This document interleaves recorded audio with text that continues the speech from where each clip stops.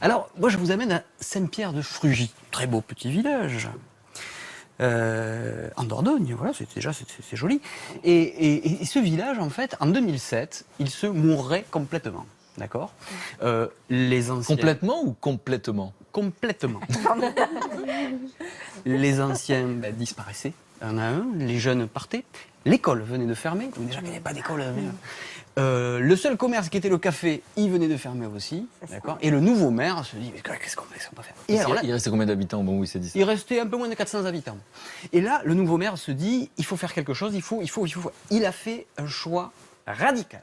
Il a dit, je me lance, un petit peu comme Angersheim, dans le bio. Je me lance dans le bio. Il discute, il convainc, ça n'a pas été facile, les agriculteurs locaux à passer au bio. Vous allez voir, vous allez y gagner. Au bout de quelques années, il arrive à les convaincre, tous les agriculteurs du coin passent en bio. En 2010, il organise, un truc qui va te plaire aussi, des jardins partagés. En plein centre du petit village, c'est un petit bourg, je vous les montre, ils sont magnifiques. Voilà, il y a des jardins comme ça, voilà, où chacun peut venir pour travailler la terre. Alors, les enfants, hein, d'accord, mais chacun plante ses fruits et ses légumes.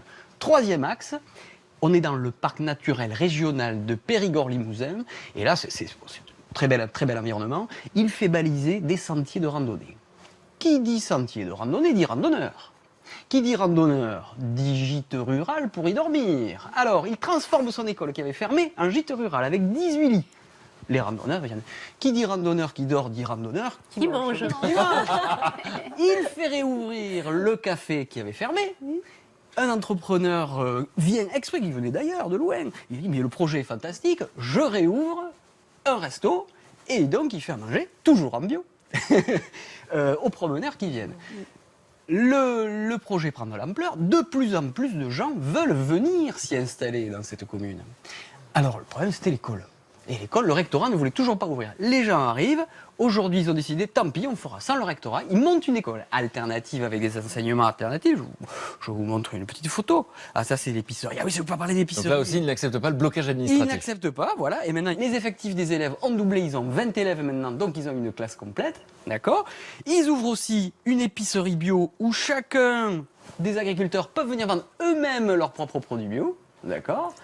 Donc, c'est un circuit qui marche très bien. Aujourd'hui, si vous venez à Saint-Pierre-de-Frugy, vous ne trouvez plus de maison. Tous les jours, il y a des appels en mairie pour dire « je veux un terrain, je veux un truc ». Il n'y a plus de place. C'est un endroit où personne ne voulait être. Aujourd'hui, tout le monde. Aujourd'hui, ils sont plus de 450, mais il n'y a plus de place, on ne peut plus y aller. Venez-y en touriste, vous y baladez, mais en tout cas, ça marche. Et donc, ça peut inspirer les autres. Avec le courage et la volonté, on peut arriver à beaucoup de choses et passer au-delà des barrières administratives.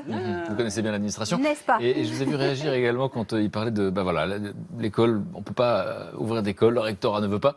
Ils le font quand même. J'ai vu que ça vous faisait réagir. Oui, parce que d'abord, je trouve ça très intéressant de mettre des écoles alternatives comme ça.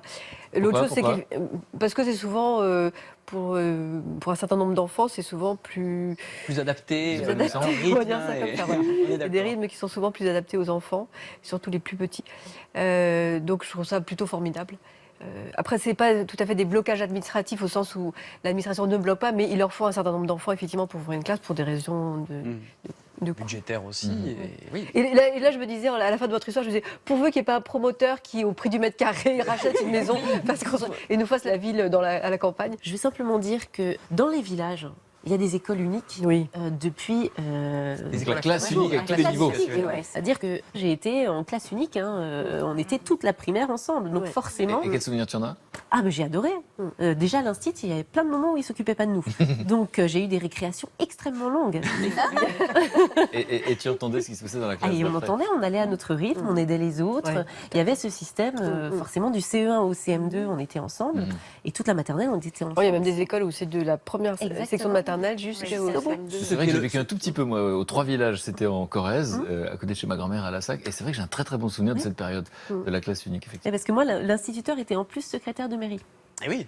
Donc il avait du boulot. Et c'est le cas à Saint-Pierre-de-Frugy. En tout cas, un grand bravo à Gilbert Chameau, on applaudit le maire de Saint-Pierre-de-Frugy. Je ne peux pas applaudir avec une seule main.